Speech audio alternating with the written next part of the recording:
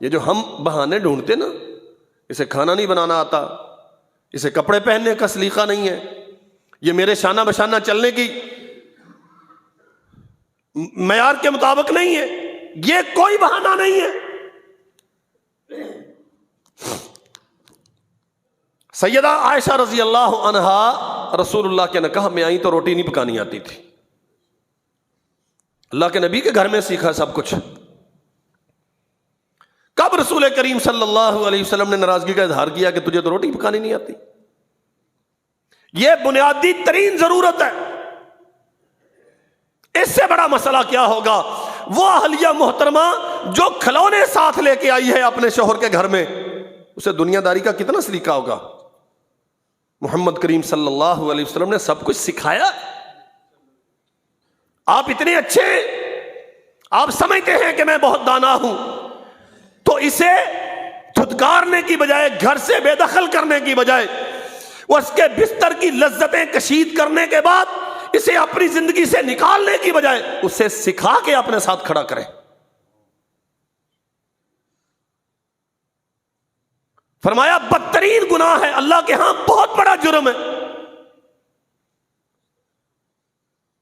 ہاں جب واقعتاً آپ محسوس کرتے ہیں میں بے بس ہو گیا ہوں، اب کوئی صورت اصلاح کی باقی رہی نہیں،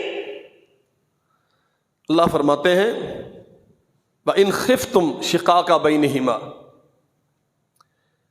یہ سرکشی بڑھتی جا رہی ہے، فسادات بڑھتے جا رہے ہیں، معاملات بگڑتے جا رہے ہیں، فَبَعَثُوا حَكَمًا مِّنْ أَهْلِهِ وَحَكَمًا مِّنْ أَهْلِهَا، اب والدین کو رول پلے کرنا ہے۔ اب جو بڑے ہیں نا، سربراہ ہیں، ان کی ذمہ داری ہے، اور میں درخواست کرتا ہوں اپنی بہنوں سے یہ مسئلہ سمجھ لیں اچھی طرح۔ یہ جو ہمارے ہاں عادت ہوتی ہے نا، ہم ہر کام کے لیے ڈائریکشن پیچھے سے لیتے ہیں، عورتیں، نوبہتاؤں کی بات کرتا ہوں، دلہنوں کی بات کرتا ہوں،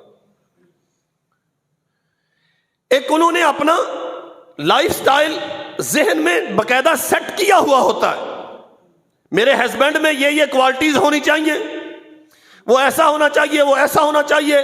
ساس اولاً تو ہو ہی نہ، سب سے آئیڈیل سچویشن یہ ہے کہ ساس مری ہوئی ہو پہلے سے، اور اگر ہو تو پھر وہ یوں چلے، وہ یوں چلے، وہ میری مرضی کے مطابق چلے۔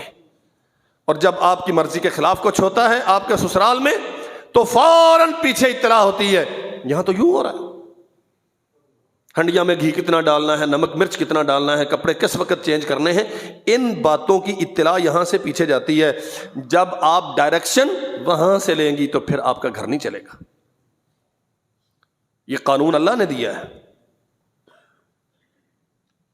جب آپ سمجھیں کہ بگاڑ بہت زیادہ ہو گیا ہے، فَبْعَثُوا حَكَمًا مِّنْ أَهْلِهِ وَحَكَمًا مِّنْ أَهْلِهَا، بچے کے والدین کی بھی ذمہ داری ہے، چیک رکھیں، نگرانی رکھیں، لیکن اسے زندگی اپنی ترتیب سے گزارنے دیں۔ بچی کے والدین کی بھی ذمہ داری ہے، اسے نصیحت کر کے بھیجیں، یہ تیرا سرتاج ہے، یہ تیرا گارجین ہے، اللہ نے اسے تجھ پہ حاکم بنایا ہے، اس کی اطاعت کر، اللہ کی اطاعت کر، اس کے نبی کی اطاعت کر، اور اپنے گھر میں رہ۔ چھوٹی چھوٹی کوئی بات ہو بھی جائے تو آپس میں مسئلہ حل کرنا، ہمیں مت بتانا، مسئلہ بہت جلد سلجھ جائے گا، اور نہیں سلجھے گا تو پھر بڑوں کو لائیں۔ فَبَعَثُوا حَكَمًا مِّنْ أَهْلِهِ، ایک ادھر سے آ جائے، ایک ادھر سے آ جائے، یہ دونوں بچے ہیں، ابھی پختگی نہیں ہے، میچور نہیں ہے، معاملات زندگی کو سمجھتے نہیں ہیں، دیکھیں غلطی کہاں پہ ہے، ان کی اصلاح کریں۔ بہت دیر کے بعد جب بالکل واپسی کا کوئی امکان نہیں ہوتا، بیڑا غرق ہو چکا ہوتا ہے، پھر پچھتاوے شروع ہوتے ہیں، پھر انا کی آگ ٹھنڈی ہوتی ہے، پھر ہم اپنی ضدوں سے پلٹتے ہیں، پھر جب سوچ ہوتی ہے نا کہ اسے اجاڑ کے بٹھا لوں گا، تین پیچھے جوان کندھے کے برابر ہو چکی ہیں، یہ آ جائے گی تو نئے رشتے نہیں ہوں گے، کروں گا کیا؟ پھر جا کے نرمی آتی ہے طبیعت میں، لیکن تب تک بگاڑ اتنا ہو چکا ہوتا ہے کہ واپسی کے راستے مسدود ہو چکے۔ والدین کی ذمہ داری یہ ہرگز نہیں ہے اچھا، معقول، دینی، با اخلاق رشتہ تلاش کرنا، اپنی بچی کو نصیحت کر کے کہ یہ تیرا حاکم ہے، یہ تجھ پہ قوام ہے، اللہ نے اسے تیرا نگران بنایا ہے، یہ تیرا مطاع ہے، تجھے اس کی اطاعت کرنی ہے. اور چھوٹی چھوٹی باتوں پر جب پیچھے اطلاعات ہوتی ہیں، اللہ اکبر، مسئلے ہوتے ہیں کیا؟ سب سے بڑا مسئلہ ایک معیار ہوتا ہے ہماری زندگی کا، اور ہم دیکھتے ہیں لوگوں کی طرف. فلاں میری کلاس فیلو تھی، وہ اتنی خوشحال ہے، اس کے گھر میں گاڑی ہے، اس کا مکان بہت بڑا ہے، اسے دنیا کی یہ سہولتیں حاصل ہیں، میری بہن کے پاس یہ کچھ ہے. اللہ ذو الجلال والاکرام نے قرآن مجید میں فرمایا وَلَا تَتَمَنُّوا مَا فَضَّلَ اللَّهُ بِهِ بَعْضَكُمْ عَلَى بَعْضٍ. یہ اللہ کی تقسیم ہے، اگر اللہ نے کسی کو زیادہ دیا ہے تو اس کی طمع مت کرو. تیرے نصیب میں وہ ہے جو اللہ نے تیرے مقدر میں کیا، جو اس کے نصیب میں تھا اسے مل گیا. اب دوسروں کو آئیڈیالائز کرنا کہ اس کی زندگی ایسے ہے، مجھے وہ سہولتیں حاصل ہونی چاہیے، اس کا شوہر یوں کرتا ہے، اور اپنی سہیلیوں کے، اپنی بہنوں کے شوہروں کی اچھائیاں آ کے اپنے شوہر کو بیان کر کر کے اسے ٹیز کرنا. میری بہن، تو اپنا فائدہ نہیں حاصل کر رہی، تو اپنے گھر کو بگاڑ کی بنیاد بنا رہی. یہ جو باتیں کی جاتی ہیں نا، نبی کریم صلی اللہ علیہ وسلم نے منع کیا، فرمایا کسی مرد کے لیے یہ جائز نہیں ہے کہ وہ اپنی بیوی کے محاسن کسی غیر مرد کے سامنے جا کے بیان کرے. کسی عورت کے لیے جائز نہیں ہے کہ وہ دوسرے مردوں کے محاسن آ کے اپنے خامد کے سامنے، یا دوسری عورتوں کے محاسن اپنے خامد کے سامنے آ کے بیان کرے. بگاڑ پیدا ہوتا ہے اس سے. واللہ کوئی مسئلہ محمد کریم صلی اللہ علیہ وسلم نے بیان کرنے سے چھوڑا نہیں. آپ جب یہ معیار رکھیں گی، وہ تیرے لیے ضروریات زندگی کتنی مشکل سے فراہم کرتا ہے، تجھے اس کا احساس نہیں ہے. تو اس سے بڑی گاڑیوں کے سوال کرتی ہے، اچھے مکانوں کے سوال کرتی ہے، بڑے شاپنگ سینٹروں میں جانے کی اجازتیں مانگتی. جو کچھ اللہ ذو الجلال والاکرام نے دیا ہے اس میں قناعت کرنا سیکھیے.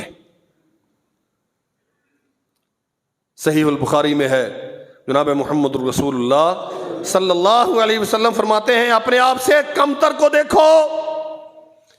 یہ جو مصیبت آ گئی ہے نا بلند مکانوں کو دیکھنے کی، بڑی گاڑیوں کو دیکھنے کی، فرمایا انظروا الی من اسفل منکم، انہیں دیکھو جو تم سے کم تر ہیں. تیرا حسن و جمال بہت اچھا ہوگا، تیرا خاندانی وقار رکھ رکھاؤ بہت اچھا ہوگا، بہت بڑے گھر کی بیٹی ہوگی، لیکن تجھے یہ دیکھنا چاہیے اللہ ذو الجلال والاکرام نے میرے لیے تو سر چھپانے کی جگہ بنائی ہے، میرے ہی محلے میں رہنے والی فلاں فلاں فلاں وہ کہاں خاک چھونتی پھرتی ہیں، وہ بیچاری مجھ سے بھی بدحال ہے. انظروا الی من هو اسفل منکم،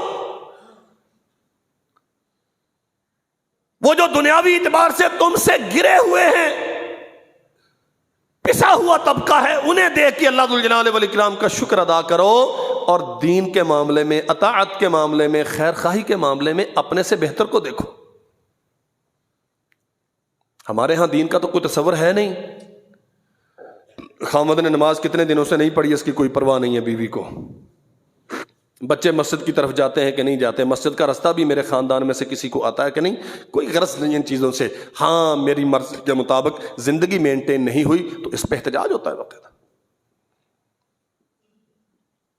اور واللہ یہ میری 22-23 سالہ خطابت کی زندگی میں میری ایک کیس میں نے ایسا نہیں دیکھا کوئی ہم سے فتویٰ لینے آیا ہو کہ میرا خامد نماز نہیں پڑھتا، اس کے متعلق فتویٰ دیں، کیا میں علیحدگی اختیار کر لوں.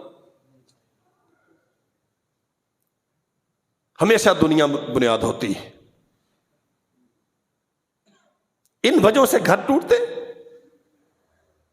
اللہ کی قسم اگر یہ سبب ہوتے نا طلاق لینے کے لیے، یہ جواز ہوتے طلاق لینے کے، تو نبی کریم صلی اللہ علیہ وسلم کی صاحبزادی سے زیادہ اس کا حق کوئی نہیں رکھتا تھا. ہاتھوں پہ چھالے پڑے ہوئے ہیں، پاؤں پہ آبلے پڑے ہوئے ہیں، چکی پیس پیس کے زخم ہو چکے ہیں. علی آپ کچھ کریں، میں کیا کر سکتا ہوں؟ داستان لمبی ہے، دونوں مل کے گئے ہیں رسول کریم صلی اللہ علیہ وسلم کی خدمت میں. حضور غلام آتے ہیں، لونڈیاں آتی ہیں، یہ حالت ہے میری، آپ کچھ ہمارے ساتھ خیر خواہی فرمائیے. اللہ اکبر. اللہ کے نبی نے فرمایا جب کوئی مال آئے گا، جب کوئی غلام لونڈیاں آئیں گی، انہیں بیچ کے یہ جو میرے مدرسے میں طالب علم پڑھتے ہیں ان پہ لگاؤں گا. ہم پوری بات نہیں سنتے، ہم اتنا ہی سنتے. اللہ کے نبی نے فرمایا یہ ذکر کر لیا کرو، بہت فائدہ ہوگا. بالکل ٹھیک ہے، لیکن اس سے پہلے فرمایا لونڈیاں غلام آئیں گے نا تو انہیں اصحاب صفہ کے لیے استعمال کروں گا کہ یہ اللہ کا دین سیکھتے ہیں. تمہیں کیا ہے، جاؤ جب سوتے ہو سبحان اللہ الحمدللہ اللہ اکبر 33 بار پڑھ لینا، 34 بار اللہ اکبر کا ذکر بھی ہے، لا الہ الا اللہ کا ذکر بھی ہے. یہ اس سارے غلاموں سے بہتر ہے. چھوڑ کے گئے، تیرے گھر میں تو ملتا ہی کچھ نہیں، خود اپنے. اور اللہ کی قسم میں ذمہ داری کے ساتھ کہتا ہوں، کائنات کی ساری بیٹیوں کو جا کے کھنگال لو، حسب و نسب، عز و شرف، قدر و منزلت، حسن و جمال، نزاکتیں، لطافتیں اللہ نے جو محمد الرسول اللہ کی بیٹی کو عطا کی کائنات میں کس کو دی؟ اس سب کے باوجود گھر بسایا ہے. سیدنا علی رضی اللہ عنہ کا گھر چھوڑ کے ایک دن بابا کے گھر میں نہیں گئی، وہاں تو کھانے کے لیے کچھ نہیں ملتا، کس کنگلے کے ساتھ میری شادی کر دی؟ للنساء نصیب مما اکتسبنا. اللہ کی تقسیم پہ راضی رہنا سیکھو.